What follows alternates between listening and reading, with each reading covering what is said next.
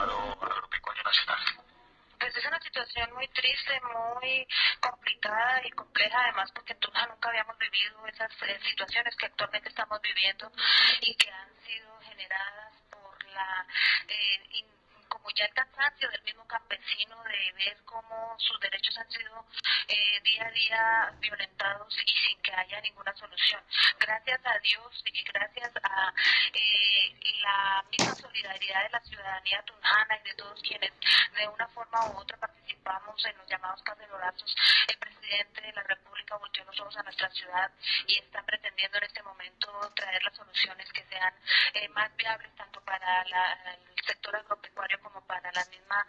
gobierno nacional. De todas maneras, pues nosotros estamos muy pendientes desde el Consejo, todos los concejales hemos estado en reuniones, en diferentes reuniones a las cuales nos hemos convocado para mirar cuáles son las alternativas de poder colaborar con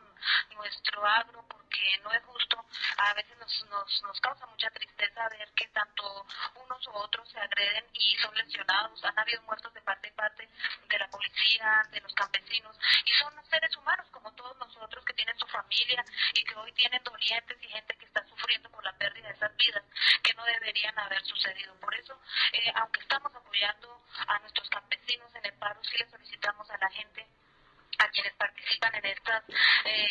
protestas, que conserven la calma, que conserven de pronto más bien la paciencia para que